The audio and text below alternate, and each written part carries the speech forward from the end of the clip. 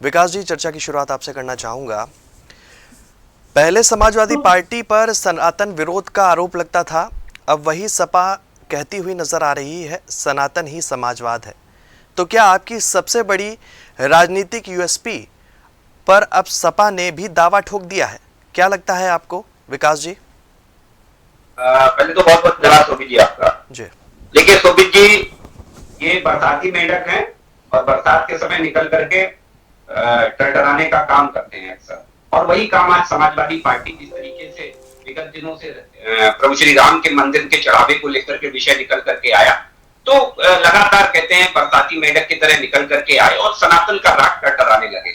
लेकिन वास्तविकता में इनके चाल चरित्र चेहरे को पूरा उत्तर प्रदेश बहुत बखूबी से जानता है और समझता भी है, क्योंकि यूपी के ही धरती से आते हैं पूर्व मुख्यमंत्री अखिलेश यादव जी और उनकी पार्टी के लोग। जहां तक समाजवाद और सनातन की बात है, मुझे लगता है कि व्यवहारिक रूप से तो समाजवाद जो है, वर्तमान में जो समाजवाद है वो अखिलेश यादव के ही इर्द गिर्द घूम रहा है। लेकिन जिस समाजवाद की बात सनातन के रूप में की जाती है वो श्रद्धेय लोहिया जी के साथ में विदा हो चुका है। मैं इस बात को बड़ी विनम्रता से छोड़ता हूँ आपके लिए, क्योंकि ना श्रद्धेय लोहिया जी कभी जातिवाद के पक्ष में थे। इस तरीके से पीडीए ला करके सबसे पहला कुठाराघात तो उसी समाजवाद पर समाजवादी पार्टी ने किया है। और जहां तक सनातन की रही बात, तो सनातन तो इनके लिए केवल सत्ता तक के जाने का माध्यम है, और उसके बाद इन्हें अब्दुल का ही नाम लेना है। ये तय मान लीजिए आप, समाजवादी पार्टी के लोग राम मंदिर अभी जप रहे हैं, लेकिन जैसे ही सत्ता तक की सीढ़ी तय होगी और उसके बाद आप देखिए जिस तरीके से अभी एक विषय चल रहा था कि अखिलेश यादव लगातार कहते सुनाई दे रहे हैं कि जब केदारेश्वर मंदिर हमारा कंप्लीट हो जाएगा उसके बाद हम दर्शन करने अयोध्या जाएंगे। ये देखिए ये किस तरीके का राजनीतिक महत्वाकांक्षा से परिपूर्ण बयान है। ये इस बात से प्रूव होता है कि 2024 जनवरी 2024 में अखिलेश यादव अपने सोशल मीडिया हैंडल से उस मंदिर की तस्वीर जारी करते हैं, और देखिए विडंबना देखिए कि वो मंदिर अपने गुंबद के शिखर पर था। यानी मेरे हिसाब से वो मंदिर लगभग 50 से 60% से ज्यादा कंप्लीट हो चुका था। लेकिन जनवरी 2024 लेकर के 27 के चुनाव तक वो मंदिर अभी तक प्राण प्रतिष्ठा संभव नहीं हो पाई है। इसे राजनीतिक महत्वाकांक्षा के इर्द गिर्द, विकास जी, राजनीतिक महत्वाकांक्षा के अलावा इसे कुछ और समझ नहीं सकते। विकास जी, अखिलेश जी तो कह रहे हैं कि मंदिर कंप्लीट हो जाएगा तो जाएंगे अयोध्या। आपके ही नेता हैं, वो कह रहे हैं कि हमें तो बुलाया तक नहीं गया। ब्रजभूषण शरण सिंह ने कल एक बयान दिया, उन्होंने कहा कि हमें तो आमंत्रित ही नहीं किया गया, और भी तमाम बातें कही हैं। उन्होंने कहा है कि 6000 लोगों को बुलाया गया था, जिनमें उनकी विचारधारा से संबंध न रखने वाले लोग भी शामिल हैं। अपमान जहां हो वहां जाने का कोई सवाल नहीं होता। फिर वो कहते हैं कि यूं ही कोई बेवफा नहीं होता, कुछ तो रुसवाइयां रही होंगी। ब्रजभूषण शरण सिंह कहते हुए नजर आ रहे हैं। वो तो कह रहे हैं कि हमें तो आमंत्रित नहीं किया गया। देखिए मुझे लगता है कि जहां तक 8000 लोगों को निमंत्रित किया गया था, वहां 8000 लोगों के आयोजन की व्यवस्था थी, तो उसमें बहुत से ऐसे लोग थे, केवल ब्रजभूषण शरण सिंह ही नहीं थे, कई ऐसे सांसद थे जिनको इनविटेशन नहीं दिया गया था। ऐसा नहीं है केवल ब्रजभूषण शरण, कई ऐसे महत्वपूर्ण कार्यसेवक थे जिनको पूछा तक नहीं गया। वो भी अब जो है अपने बयान से काफी कुछ इशारा करते हुए नजर आ रहे हैं। अखिलेश यादव तो कह रहे हैं, वो तो सॉफ्ट हिंदुत्व की राजनीति करते हुए नजर आ रहे हैं। वो तो कह रहे हैं कि हम तो जाएंगे, पहले हम अपने यहाँ मंदिर का उद्घाटन कर लें, इसके बाद आशीर्वाद भी लेंगे, और लेना पड़ेगा क्योंकि 2027 का चुनाव है, नहीं लेंगे तो नुकसान उठा जाएंगे। और ब्रजभूषण शरण सिंह तो बीजेपी पर ही निशाना साध रहे हैं। कार सेवक जो रहे संतोष दुबे और विनय कटियार, वो तो बीजेपी पर ही मोर्चा खोल बैठे।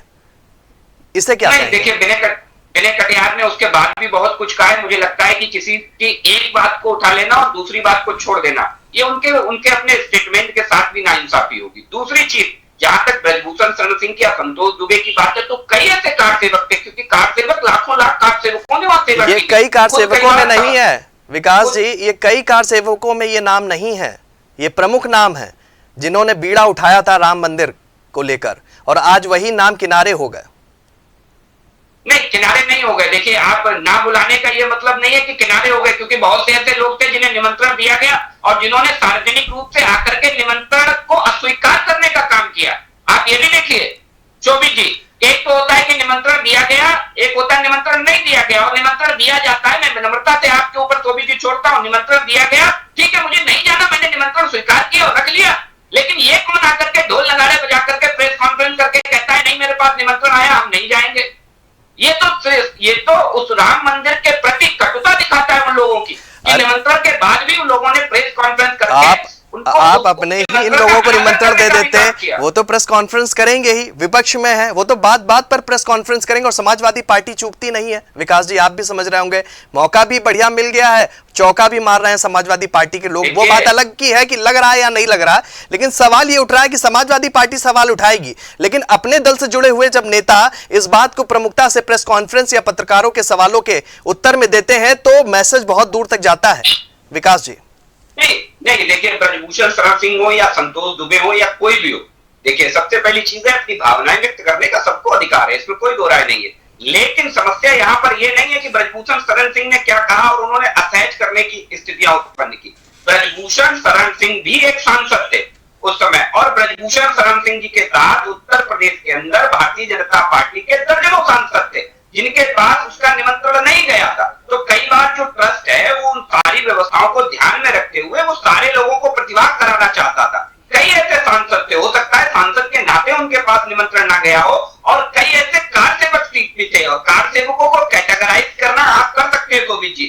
27 का चुनाव सनातन के साथ साथ सुशासन पे भी होने वाला है, ये मान लीजिए शोभित जी, सनातन के साथ साथ हम 27 के चुनाव सुशासन पे भी लड़ने वाले। सुशासन पर भी कई मुद्दे हैं, इन मुद्दों को भी हम डिबेट के माध्यम से उठाते रहते हैं, इस पर भी जरूर कभी प्रतिक्रिया आपकी जरूर लूंगा। विकास जी एक छोटा सा सवाल का उत्तर दे दीजिए, इसके बाद डॉक्टर पूजा जी का रुख करूंगा। आपको नहीं लग रहा है कि अखिलेश यादव ने पीडीए के बाद अब सनातन कार्ड भी खेल दिया है और उस पर समाजवादी पार्टी चलती हुई नजर आ रही है? ये बीजेपी के हिंदुत्व नैरेटिव को क्या सीधी चुनौती नहीं है? विकास जी देखिए, मैंने एक बार आपकी डिबेट में कहा था, मुख में राम और बगल में छुरी, उत्तर प्रदेश की जनता इनकी इच्छा नहीं होने देगी पूरी।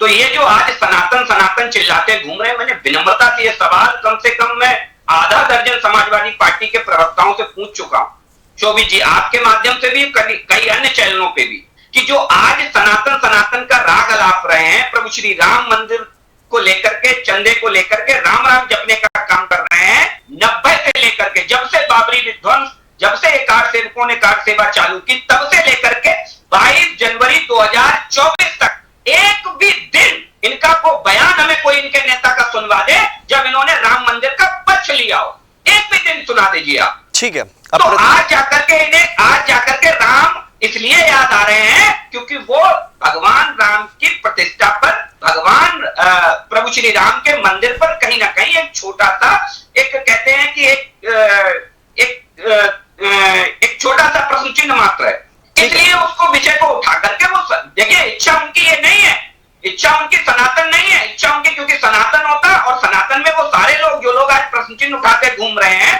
दुर्भाग्य से वो भी सनातन में शोभित जी पैदा हुए हैं, लेकिन वो सनातन के फेवर में इच्छा नहीं है उनकी प्रतिक्रिया ले लेते हैं।